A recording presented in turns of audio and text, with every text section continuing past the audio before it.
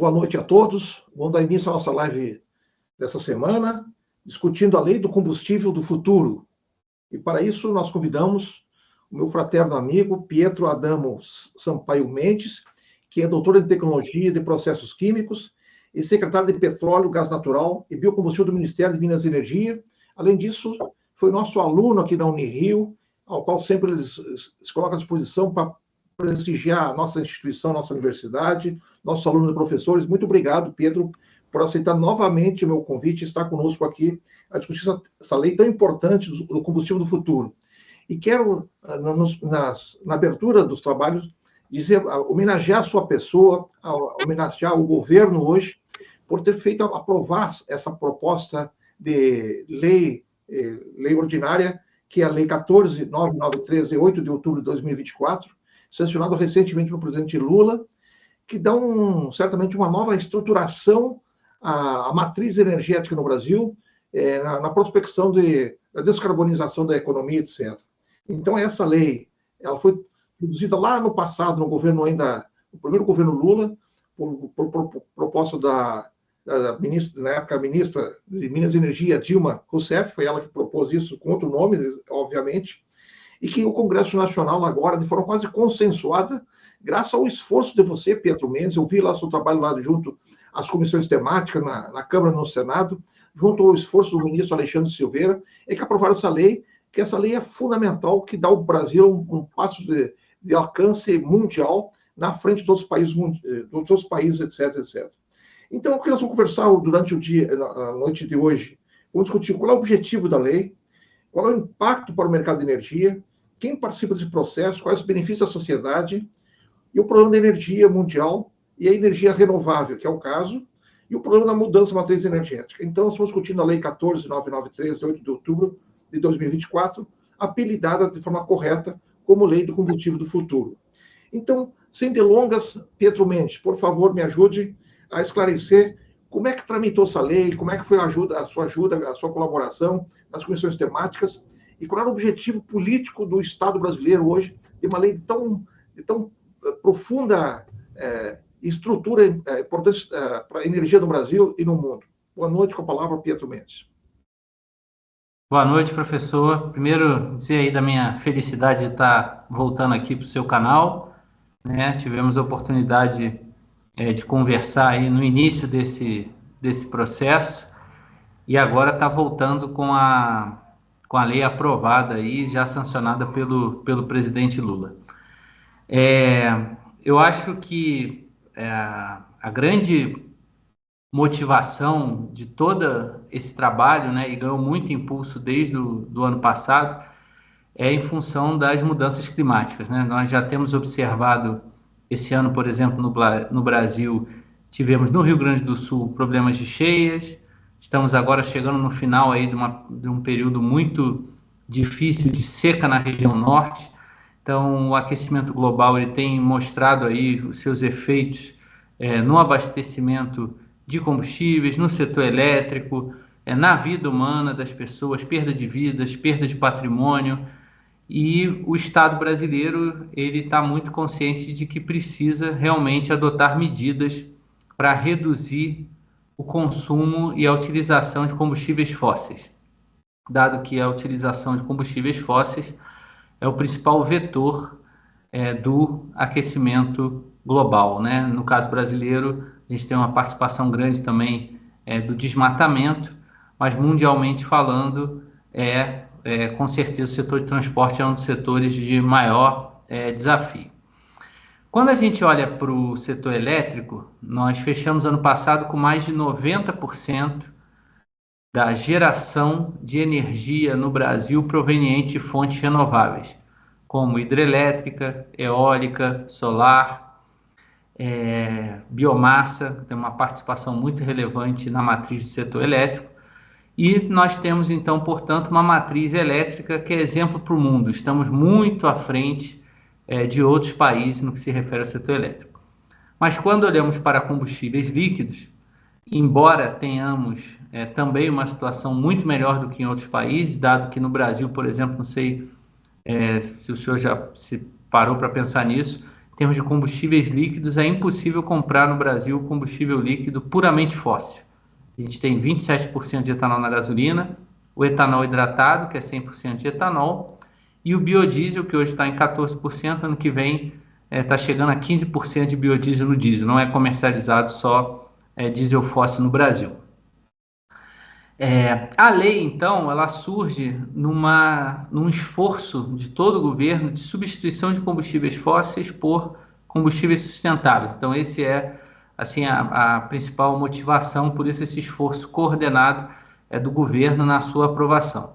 Então, nós estamos ampliando a possibilidade do Conselho Nacional de Política Energética, que é o principal órgão de assessoramento do presidente da República, aumentar o teor de biodiesel chegando a 25% no diesel, condicionado à viabilidade técnica, possibilidade de aumentar o teor de etanol na gasolina para 35%.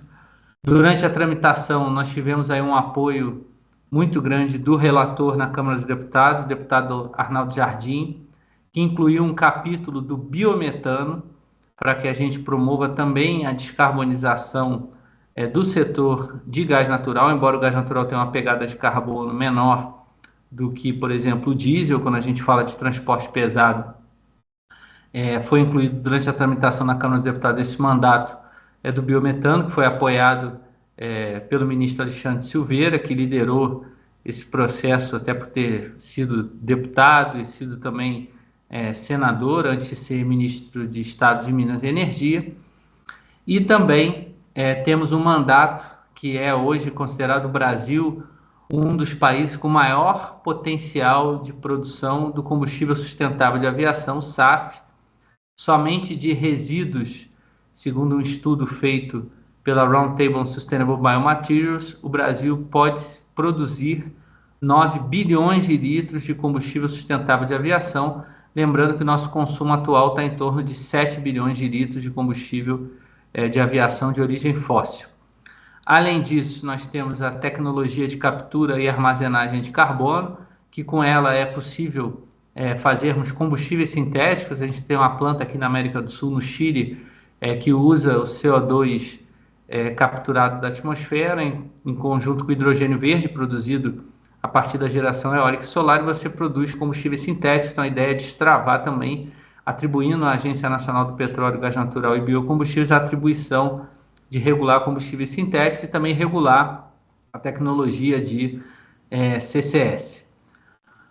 Por fim, muito importante é a questão da integração das políticas públicas, principalmente de energia, com as políticas de mobilidade. Então, tem uma série de disposições dentro da lei que forçam uma integração entre o RenovaBio, que tem uma meta de redução da pegada da intensidade de carbono da matriz de combustíveis líquidos em 10% em 10 anos, combinada com o programa Mover, que substituiu o Rota 2030, que tem uma série de metas de eficiência energética da utilização desses energéticos nos veículos.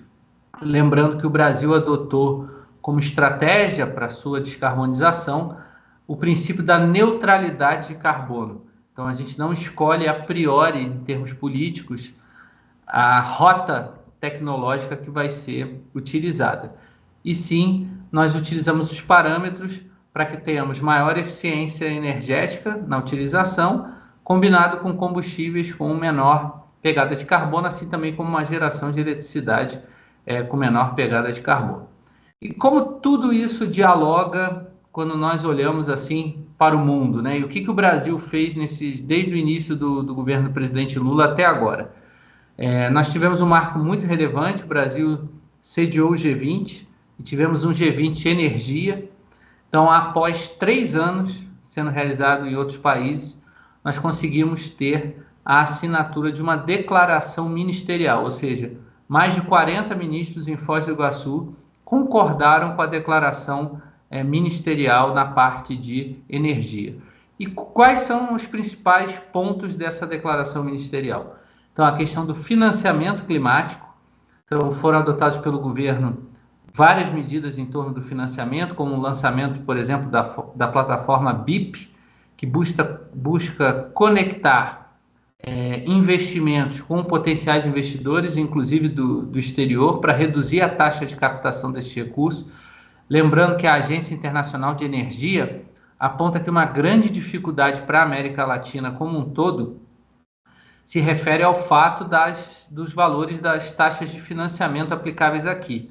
Embora tenhamos uma capacidade de produção de energia renovável a um custo muito mais baixo, quando a gente coloca mecanismos de financiamento e subsídios praticados por países ricos, não necessariamente esses empreendimentos serão gerados aqui, gerando a neoindustrialização. Então, a gente precisa muito discutir internacionalmente essa questão do financiamento climático, que foi apoiada por uma articulação do governo também para aprovação do mercado de carbono. Agora, na COP29, tivemos a aprovação do mercado internacional de carbono. Então, são ferramentas importantes para o financiamento.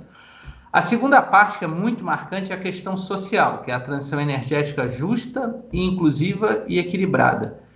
Justa e inclusiva porque nós precisamos combater a pobreza energética e não pode se tornar um vetor de aprofundamento das desigualdades sociais.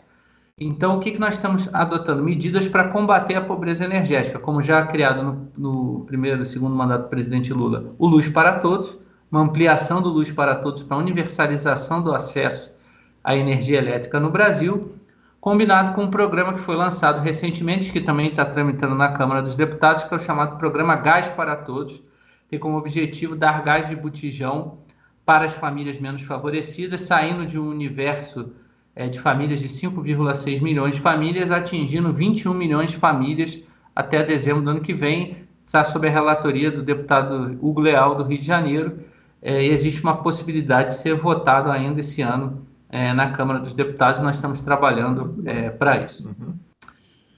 Quando a gente olha para o terceiro ponto, muito relevante, é o reconhecimento do papel dos combustíveis sustentáveis nessa tarefa de descarbonização da matriz energética do mundo, que até então sempre houve uma resistência muito grande dos países do hemisfério norte em reconhecer a bioenergia como uma das alternativas fundamentais para reduzir a pegada de carbono. E aí houve esse reconhecimento, foram colocados 2 relatórios pela Agência Internacional de Energia. Esses relatórios trazem ali diretrizes para que a gente caminhe para uma harmonização internacional desses combustíveis sustentáveis.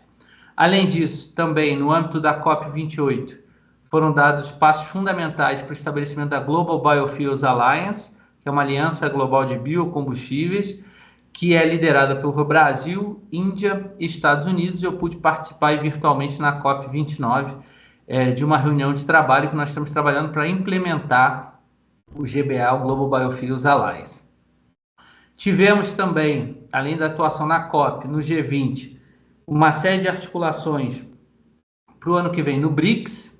Então, Brasil, Rússia, a entrada de outros países também trazendo essa temática da descarbonização. E estamos olhando também para a COP30, em que esperamos fazer dessa COP30 um evento em que a gente possa mostrar as soluções de sustentabilidade que o Brasil tem trabalhado. Então, tudo bem articulado da nossa atuação política doméstica com a atuação política internacional, aproveitando essas portas abertas que o mundo observa de uma forma muito cuidadosa o espaço do Brasil, o papel do Brasil na liderança da transição energética global. Pietro, nessa conferência que vocês tiveram em Foz do Iguaçu com os ministros de Minas e Energias do G20, qual foi a repercussão dessa lei frente aos demais países? Já que eles têm alguma coisa parecida com esse avanço legislativo regulatório brasileiro ou não? Ou estão atrasados em relação a isso? Então, por ocasião do G20, nós tivemos uma reunião de um organismo internacional que congrega os países da América Latina. Inclusive, eu fui convidado a falar nesse evento, justamente para falar do combustível do futuro e que isso se torne um exemplo, né, para a Argentina, para Chile, Colômbia, outros países seguirem a mesma dinâmica que o Brasil está seguindo. Nós submetemos para o BID, né, acabou não sendo aí aprovado, um projeto de integração, por exemplo, da América Latina, mas a gente está buscando outros organismos internacionais de fomento, para que a gente tenha uma estratégia conjunta de atuação da América Latina. Existe uma série de iniciativas dentro do Sul Global, então também por ocasião do G20 eu participei de uma reunião que foi até promovida pela Toyota. Olha que interessante, a Toyota ela tem uma atuação em vários países do hemisfério sul, como por exemplo Tailândia, Vietnã. Então eles queriam que nós apresentássemos a nossa experiência, tanto da utilização do etanol quanto da própria lei do combustível do futuro, o representante do próprio Japão, e nós conseguimos ali mobilizar esses países para caminharem nessa direção, tanto que o Japão agora recentemente anunciou a adoção do etanol na gasolina. Uhum. Então nós temos avançado nesse sentido de promover a nossa matriz e a nossa plataforma de mobilidade sustentável em outros países. Existem outras iniciativas, como iniciativas coordenadas pela Apex, e aí se destaca o Ethanol Talks, em que a gente leva especialistas brasileiros da indústria automotiva, especialistas brasileiros na produção de etanol, por exemplo, para outros países. A gente teve evento de combustível sustentável de aviação no Japão também. Esse movimento fez com que a Índia adotasse de uma forma muito mais célere o etanol na gasolina. Então, são uma série de articulações internacionais que têm sido feitas. Agora, o que acontece? Pelas condições climáticas, condições de terra, a nossa solução de mobilidade ela é muito mais aplicável ao sul global do que países do hemisfério norte. Então, essa articulação ela tem sido feita mais nesse sentido, e junto aos países do hemisfério norte que haja um reconhecimento que, para se enfrentar as mudanças climáticas, não existe apenas uma única solução. Então, a gente precisa considerar a particularidade de cada região, de cada país, a vocação, o desenvolvimento tecnológico, e essa tem sido a nossa defesa internacional. Uhum. Pietro, quero dizer novamente que é uma razão de júbilo, de alegria e também de agradecimento ver o potencial do Brasil em antecipar no campo regulatório, no campo legislativo, leis que vai descarbonizar a economia, a energia, etc., e ser um exemplo para o mundo. Quer dizer, o Brasil saindo na frente, isso é uma bacana, graças a vocês que estão junto ao Ministério, que são os proeminentes nesse capítulo. Eu quero só demonstrar algumas coisas importantes da lei, além do que tu já registrou, destaca alguns pontos. A lei do combustível do futuro incentiva a produção e o uso de combustíveis sustentáveis. Isso que é importante. Quais são eles? O objetivo dos combustíveis é reduzir a emissão de gases poluentes, promover a descarbonização da matriz energética. Aumenta a mistura de etanol na gasolina. Olha que importante isso, que passará a ter no mínimo 22% e um máximo de 35%.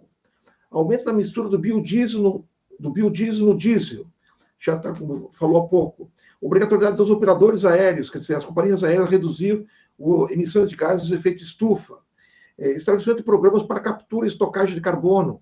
Incentiva a produção e uso de veículos movidos a metanol. Fomenta a projetos de infraestrutura para conectar plantas de produção de biometano à rede de gás natural. É uma lei muito bem feita, parabéns, viu, Pietro? O conjunto harmônico. Além disso, ele formula políticas, várias políticas de grande repercussão que eu anotei aqui nas minhas anotações. O Programa Nacional de Combustível Sustentável de Aviação, Política Nacional, o Programa Nacional de Diesel Verde, o Programa Nacional de Descarbonização, o programa altera os limites máximos de teor de mistura de etanol, altera o teor do biodiesel, promove a integração, isso é importantíssimo, a integração de políticas, de iniciativas do RenovaBio, do programa Mover, de etiqueta veicular, programa de controle de emissões veiculares. Quer dizer, é um conjunto, é uma lei. Eu estou observando o seguinte: essa lei está muito bem feita, tecnicamente. Até eu perguntaria, o que sobrou? Muito bem feita, né, Pedro? Que vocês conseguiram amarrar, junto com o relator Arnaldo Jardim, uma lei muito bem substantiva e que foi quase consensuada politicamente, não é isso, Pedro? Então, durante a tramitação, foi uma votação muito expressiva na Câmara.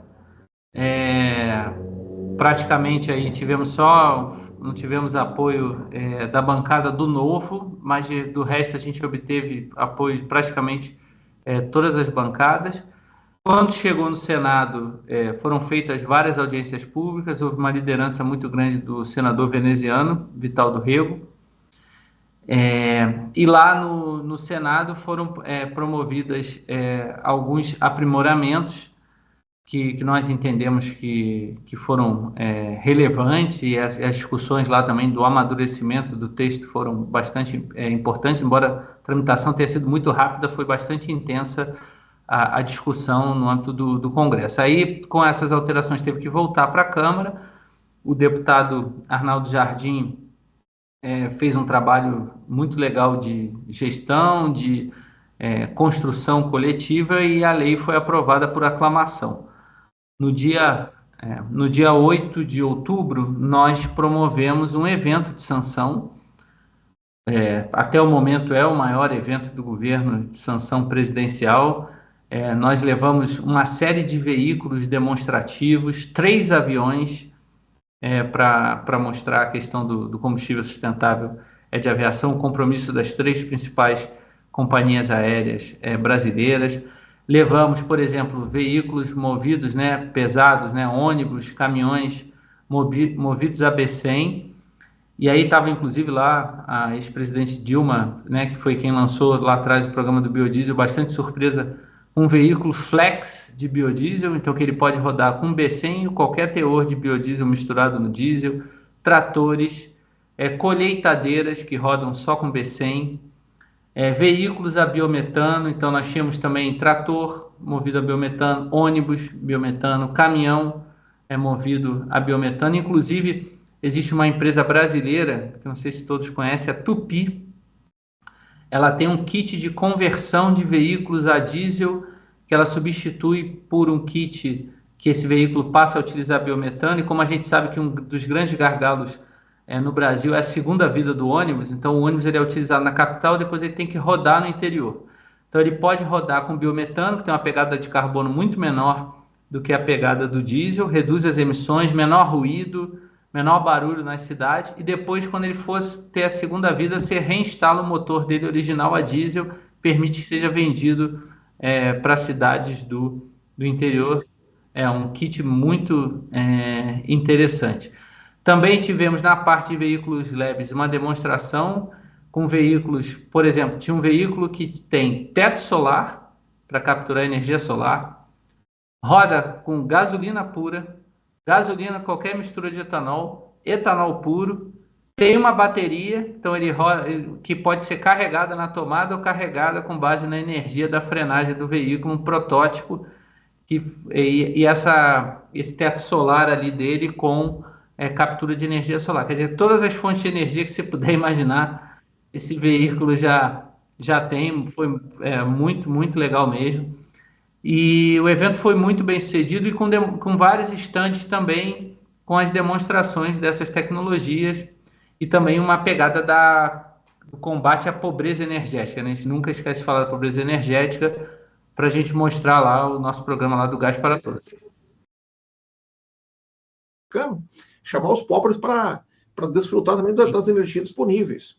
E eu gostei também desse veículo multiflex aí, com todas essas fontes. Muito legal. Esse veículo já está certificado também? Tem condições de fazer em escala já? Ele está ainda de protótipo, mas eu cheguei a dirigir lá o protótipo, funciona. Muito bom, excelente. Quer dizer, isso é importante porque a gente está avançando nesse campo da energia e que a gente dá uma solução para o futuro, para ter uma energia garantida.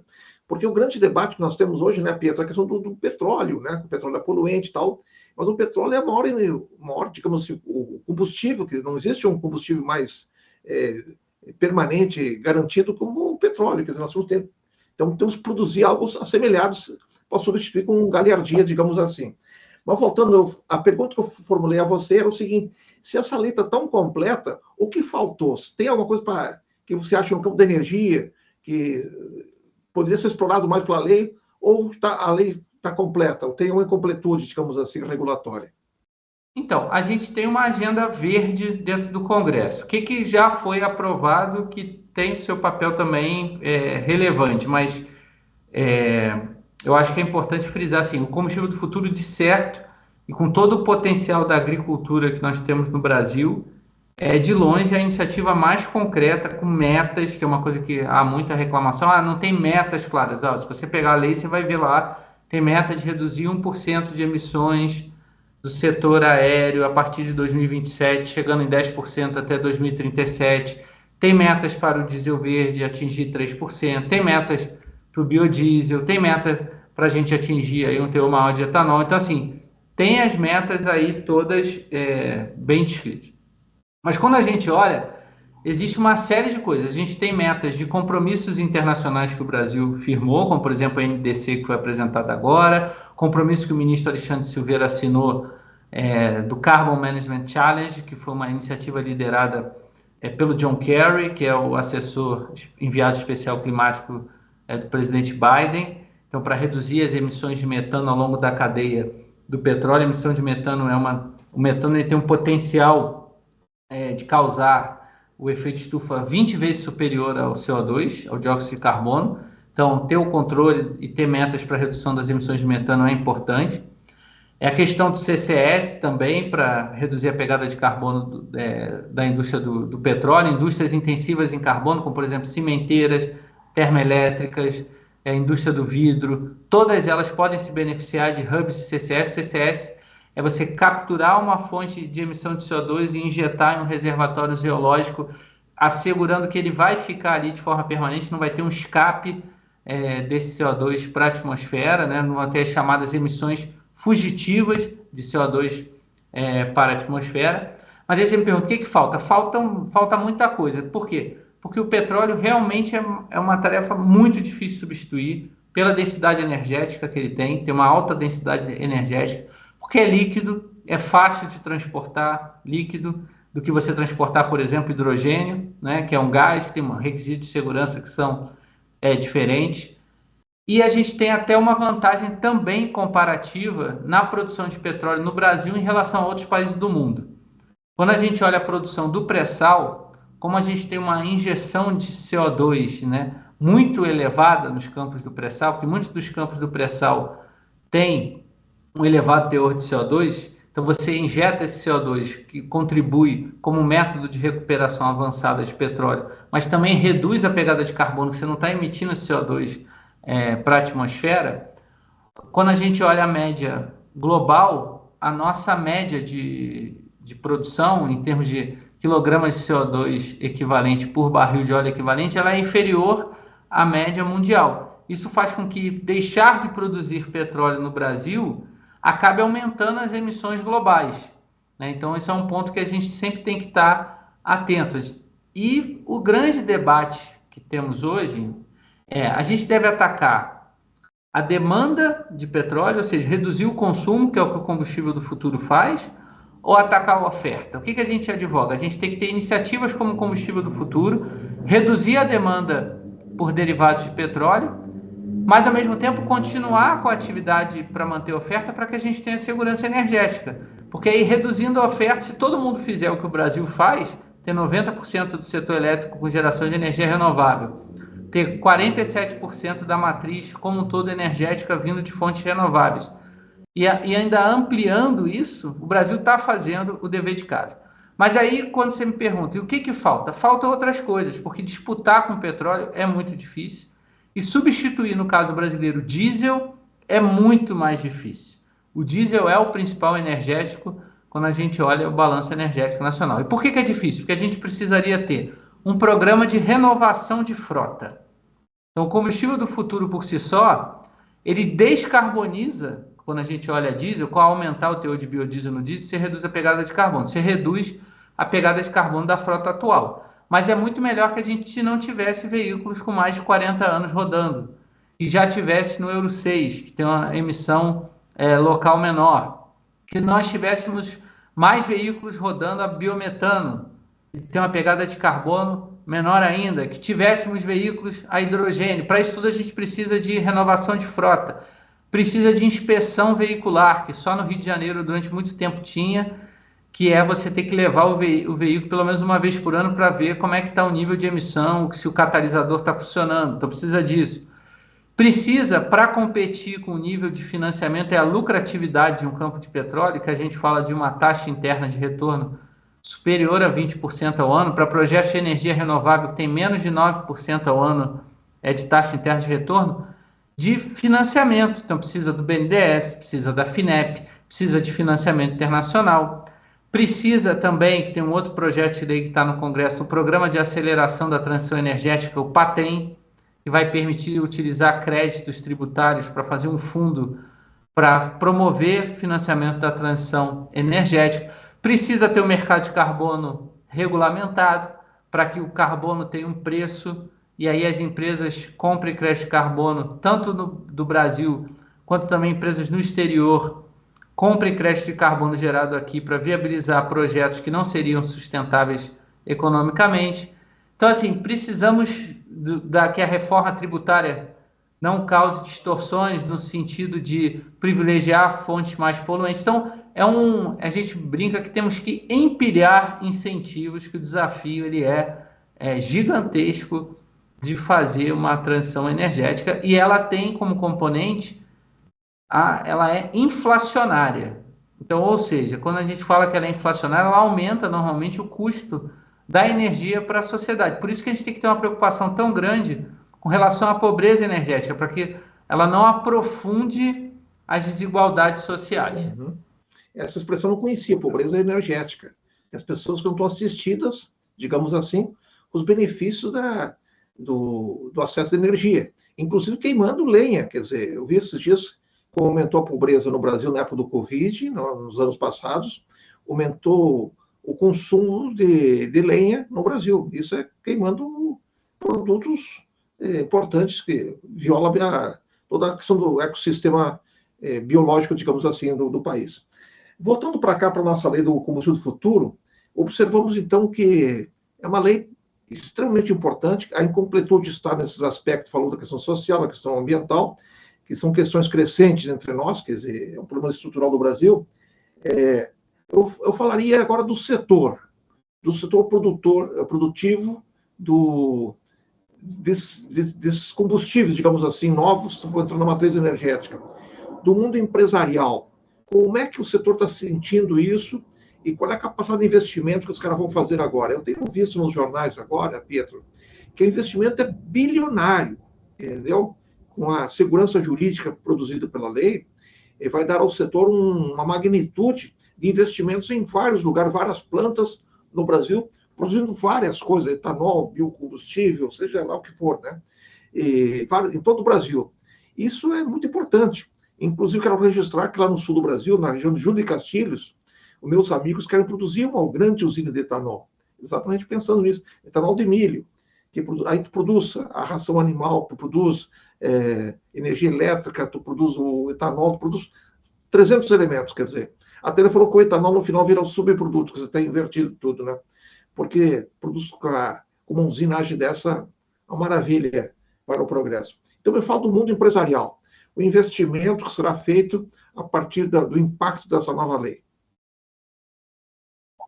Então, eu trouxe até alguns números aqui para te falar os cálculos do que a gente fez com base nessas metas, quanto que a gente vai precisar de investimento. Então, quando a gente pensa na produção do combustível sustentável de aviação, existem várias rotas tecnológicas de diferentes matérias-primas.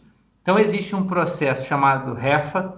Esse processo é de hidrogenação de óleos vegetais e gorduras animais. É o projeto comercialmente no mundo que está mais desenvolvido.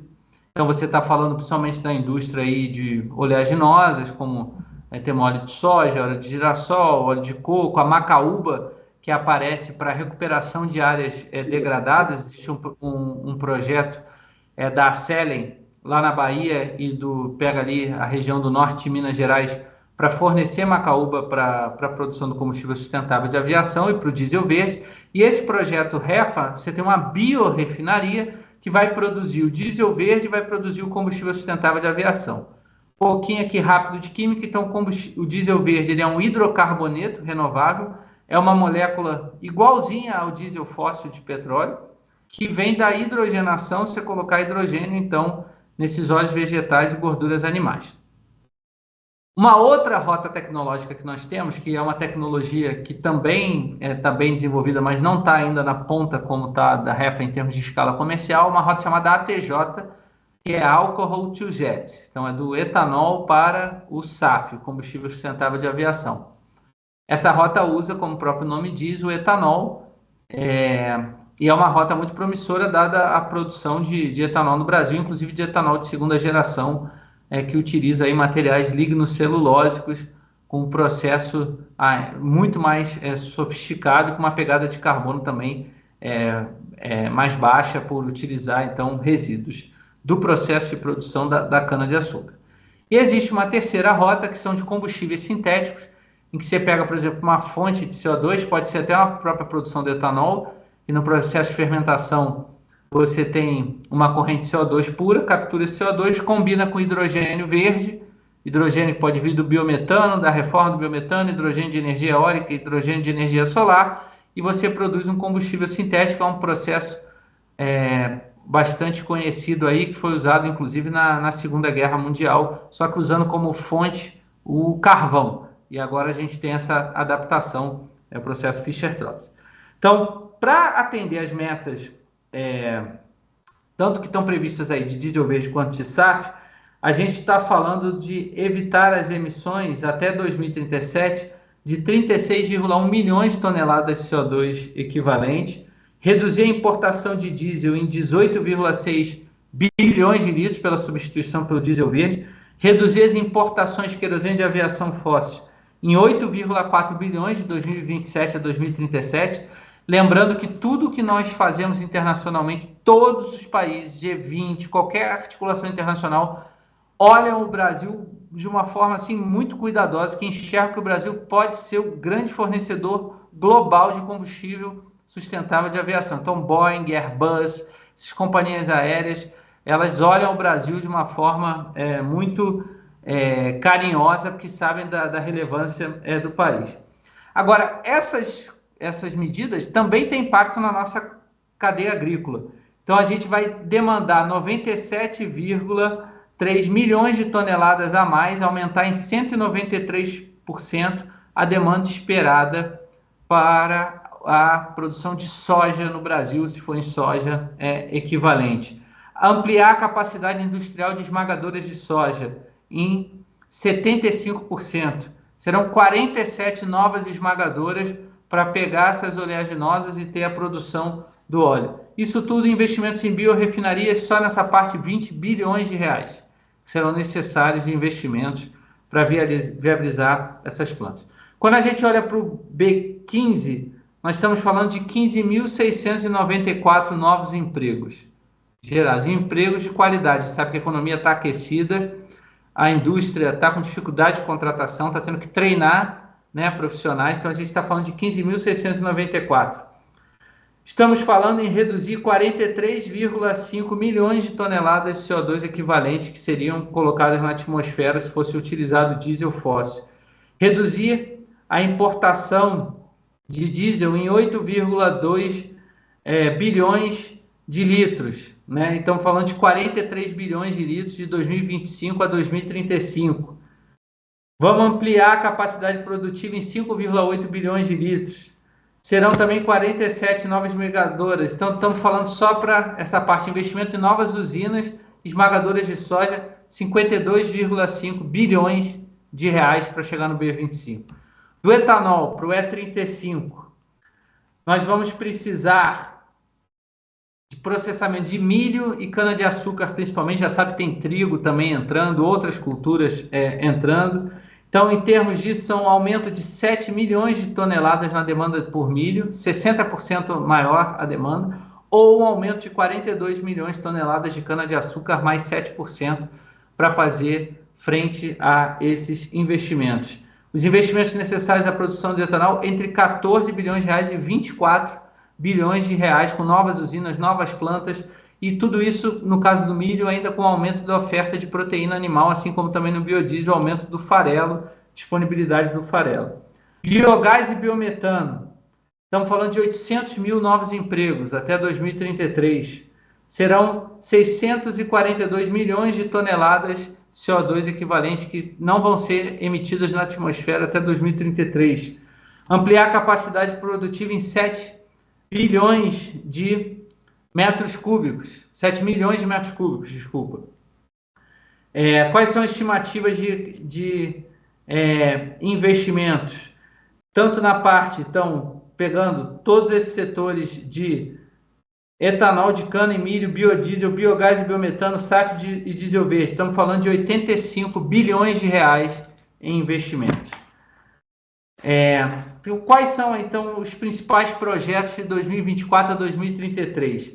Etanol de cana, uma planta de etanol de primeira geração de 300 milhões de litros. Expansão em 2,3 bilhões de litros das usinas já existentes. Etanol de cana 2G, 13 novos greenfields, 1,1 bilhão de litros. Etanol de milho, 5,9 bilhões de litros. Já temos expansão autorizada de 700 milhões de litros. Biodiesel, 8 unidades novas, 12 ampliações, 8 unidades de processamento de soja, 4 unidades de biogás e biometano e mais uma planta para produzir aí SAF diesel verde, uma biorefinaria de porte grande, 2,2 bilhões de litros por ano. Então, quer dizer, são muitos investimentos, professor. Qual é o valor total disso, o impacto, Pietro? Mais de 200 bilhões de reais que nós calculamos. Que loucura. E é dinheiro, o financiamento vai ser público, privado ou basicamente privado? Então, com a aprovação do PATEM, qual é a ideia que tem no PATEM? Pegar os créditos tributários que já foram reconhecidos e que estão lá na fila de precatórios. Então, a empresa vai poder colocar isso num fundo para o BNDES poder financiar esses projetos, tendo como garantia esses créditos líquidos e certos.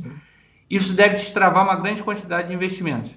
Nós estamos trabalhando junto a fundos soberanos de Emirados Árabes Unidos, Arábia Saudita, buscando pelo BIP também. O ministro Haddad e a ministra Marina Silva foram aos Estados Unidos apresentar o BIP para captar recursos lá de fundos de investimento, porque assim vai precisar de fundos de capital privado, investimento público. É uma grande transformação na sociedade global o esforço da transição energética. Muito bem, parabéns, viu? É impactante os números que acabou de registrar. Agora, voltando um pouquinho para a nossa área do direito, Pietro, vendo a magnitude dos dados econômicos, o impacto social, de empregabilidade, de produção de energia, de usinagem, etc., no país. Vamos voltar para um problema nosso do direito da regulação. Eu vi que a lei remete muitas atribuições para a agência reguladora do petróleo, a ANP. A ANP vai ter braços, forças, capacidade técnica na exiguidade que se exige para a lei, de colocar em prática essas regulações todas? Então, nós temos trabalhado junto com a ANP no sentido de apoiar a agência na consecução aí das suas atividades, né? Por exemplo, no setor de gás natural tem uma agenda regulatória extensa que está com dificuldades aí, com alguns atrasos. Então, nós criamos um comitê de monitoramento do setor de gás natural justamente para apoiar a ANP nessa atividade regulatória. No âmbito do combustível do futuro, nós temos uma série de workshops que estão sendo feitos, promovidos pelo Ministério de Minas e Energia, com participação da ANP, justamente para construir os elementos técnicos necessários para fazer essas regulamentações. Estamos trabalhando em conjunto com a ANP para criar no próximo CNPR o Comitê Técnico do Combustível do Futuro, e já tínhamos criado no CNPE anterior um grupo de trabalho, por exemplo, para o combustível sustentável de aviação. Então, a ideia do Ministério é, em apoio com outros órgãos públicos, que nós consigamos apoiar a agência nessas atividades. Também tivemos um corte orçamentário no Programa de Monitoramento de Qualidade de Combustíveis Automotivos. O ministro Alexandre Silveira assinou um ofício para a ministra Simone Tebet pedindo que fossem revistos esses cortes orçamentários para a ANP. Então, temos trabalhado no sentido de apoiar a agência para que ela tenha totais condições de fazer todo esse trabalho regulatório. Requer uma certa urgência até para atender essas demandas de investimentos econômicos e sociais, digamos assim, que vêm por decorrência da regulação, que é o marco definido pela lei do combustível do futuro. E o nome ficou muito bom, Lei do Combustível do Futuro, quer dizer, a projeção, a nova matriz energética tem que ser diversificada, quer dizer, várias fontes, tendo como um propósito de desenvolvimento nacional sustentável. Quer dizer, o sustentável não é mais um adjetivo, isso é um elemento substantivo, porque o país tem que mudar, principalmente para atender às demandas hoje colocadas pela questão climática, como tu abriu aqui nosso trabalho de hoje, para evitar os problemas de secas extremas, enchentes extremas que acontecem no Brasil, e diminuir o impacto da industrialização com carbonização, quer dizer, descarbonizar a economia. Pietro, com isso, estou satisfeito pela nossa reunião, a nossa conversa foi muito agradável, e agradecer muito a tua presença e colaboração, e elucidar essa epopeia, esse evento magnífico que o Brasil, quer dizer, a governança pública do Brasil, leia-se, o governo federal, pelo Ministério de Minas e Energias, e juntamente com o Congresso Nacional, tem feito uma lei de tamanha magnitude e digno, um país sério, que quer enfrentar seus problemas de energia. Então, convido você, Pietro, para fazer suas palavras finais para nós encerrarmos a nossa sessão.